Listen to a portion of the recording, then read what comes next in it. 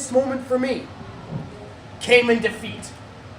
At Trick or Treat 9, I may have lost the WNW Championship to Rocco, but I proved to all the critics that night that I am still a war machine, that I can still dish it out and I can take it. So I may have lost the championship and I may not have regained it back, but that was the night I silenced every last critic. That was the night that I showed them that, go ahead, pop a shoulder out of place, slide it back in place, and I'll be back to rare form once again. I proved it then, and I'll prove it time and time again. As far as the most memorable moment, I'll give you the most memorable moment. The most memorable moment for me was winning the WAW presidency. Annihilation 2009, riding high with the Dynasty. Standing there, arms raised. And it only started the road to apocalypse when we won all the gold and ended that show, arms raised in the air, in victory. So there's your low moment, your high moment, and your most memorable moment, all right there. And of course, they all have consist not in the beginning of your career, the middle, or the heyday, as people want to call it. Heydays. They don't know nothing. All right, all their interwebs and their Facebooks and MySpaces, whatever. But you know what? It's all been in the last few times when you aligned yourself, of course, with the Dynasty, the broken Dynasty, I should call them. With you got Puma, Moody Star, you got Major Morpheus Morency, and you had Riley. What am I thinking of? Let's see. I didn't draft Puma. No. Puma's fucking useless. I didn't draft Riley. Matter of fact, I fired her from Crash Course before I called it the Syndicate because she's a worthless whore. Let's see. Well, I like Captain. He and I never really got along. Lord of the Ring champion. Lord of the Ring champion, that's right. Heading to Legacy, gonna take that belt from Rocco. JT Lambeau, what a team player, I'll tell you this. Drafted over to the Kindred, played that side like a bunch of fools. Who else we got? Major Morpheus Morency. The old broken down robot. Meh, meh, meh, meh. I hear he's recovering from shoulder surgery right now after what we did to him. Yeah. Yeah, he might have showed up at Lord of the Ring and tried to pull a fast one over, but I guess he just wasn't healthy enough. Not healthy enough to get the job done. Not even after 2 entrants. Yeah. Captain Vincent Zarello. Yeah, it looked like him under the mask. But we know it was Major Morpheus Morency. We know it was him. He doesn't even wear the fucking mask. Well, that's So just Mooks, shameful. Moody Star. I knew she'd flake. She can never keep her emotions out of it. She's a fucking woman. The Dynasty, there's no place for women in the Dynasty. Same with Riley, or Kristen Sky, whatever she's calling herself now. She let her emotions get in the way, and we had to screw her out of the Dynasty. And Moody Star, well, she paid already for what she did. Kick to the face, sharpshooter, tap out. Yeah, I think Moody Star paid just sufficiently for what she did to me and my little war machines. I don't even want to. That was sickening. But you know, I think Moody Star is going to think twice before crossing the war machine once again. She fucking better. Well, hopefully with any luck. Now let's see what we got now. What do you got? Now I got to bring up the board of directors. Board of directors. Now, bumbling fucking idiots is more like it. Shane White Sr., a stepfather. Father of a fucking pompous ass face. We won't even, you know what, in a few weeks I'm going to have my own opinion of a few people here in WWE. Let me tell you, so wait, let's talk about Shane White Jr. for a second. What a pompous fuckface. Who walks up to the president in a promo and slaps him on the forehead? He's lucky I didn't fire his pink shirt wearing ass right then and there. So I'm happy he busted up his back. I'm happy he's not here in WAW. I'm happy I don't have to hear Sugar fucking Ray every week. I'm happy I don't have to hear him talk about his daddy and Silver Spoon this. Fuck Shane White Jr. Agreed. Completely 100%. I got a few things to actually add to that, but we'll get to that another time when I won't waste yours. But the board of directors, of course, Shane White Sr., the man at the head of the table, who, unfortunately, you know, you're the top dog, but unfortunately, you still got a list of rules. And I'm good friends with the good members on the board. That's kind of how I have a job with all the shit I talk. Yeah. Not about you, of course. No, of course not. But see, the thing is, with this, what we got to worry about is your mental stability.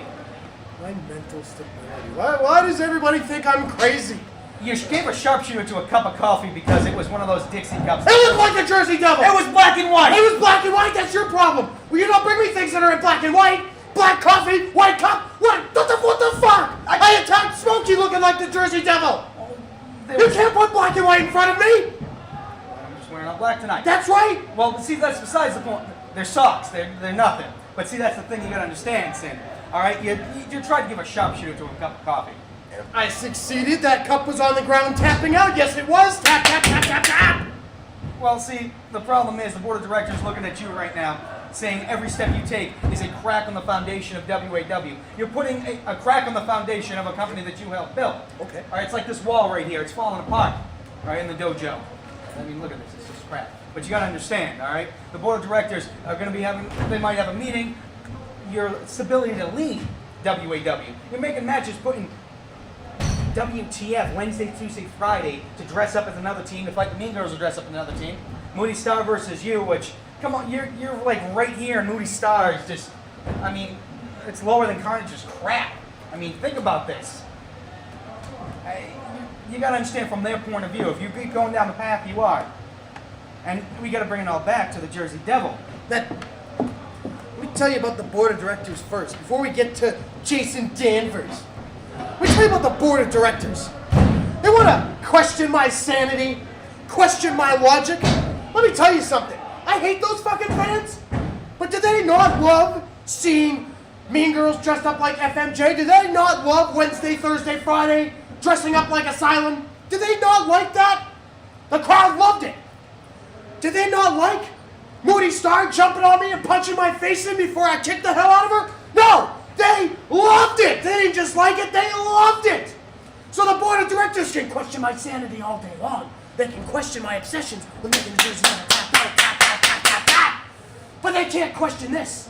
WAW is putting on some of the best shows in history. WAW has got some of the best talent in the history of the company. WAW is just doing fucking fine, despite whatever people may say about me being supposedly crazy. Well, we're going to step away for the sake of my bodily well-being. We're going to step away and talk to an equally dangerous territory, Jason Danvers, the Jersey Devil. Now, the War Machine is tapped probably less than a handful of times in WAW. Never to the same man twice. You even beat the Jersey Devil a few weeks ago on Aftermath. And that's when we were supposed to originally do this interview. I tried to talk to you, and you slapped me in the face and said, he didn't tap. All right, beating him is not sufficient enough for you. You threw him out of the Lord of the Ring. Let me tell you this. When we were supposed to do this interview, he didn't tap! He didn't even get pinned! JT pinned Rocco. All fine and well, but I wanted taps! I wanted tap outs! Tap, tap, fucking tap! And then he has the gall to come in Lord of the Ring and dance around to Michael fucking Jackson! Michael fucking Jackson! Who gives a shit? The guy died 6 fucking months ago! 8 months ago! I don't know how long it was, because I don't care. I don't care about Michael Jackson. I don't care about anything else but the Jersey fucking Devil. He wants to make me tap, tap, tap, tap, tap. I'm gonna make him tap. You better believe it. You better believe he will tap. I don't care how long it takes.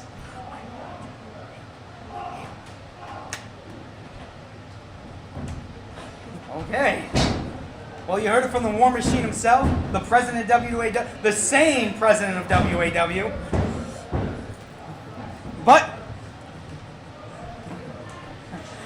as normal, I'm going to end my EpiK EnKounters with a little final thought from greatness himself. Now, they say those who do not learn from history are doomed to repeat it. And in all honesty, they're right. But for those who live in the spotlight in the crazy world known as professional wrestling, maybe you can blame it on the screaming fans, the rush of adrenaline, the bleach up the nose, or you can blame it on the spotlight itself. The haze, the glaze it gets in your eyes. You don't understand it really. But those people who live in the spotlight soon forget those who have paved the way for them to stand in that spotlight. And they feel the world is theirs and they owe nobody nothing. But here in WAW, the man who's paved the way is the War Machine, Sin. And if you don't pay your due respect to this man or your dues, the War Machine, he just might make you another crack in the road to his everlasting greatness. This has been EpiK EnKounters. And next week, Chad EpiK encounters Jason Danvers. You encounter who? The Jersey You encounter the Jersey Devil! It's a segue. It works to get...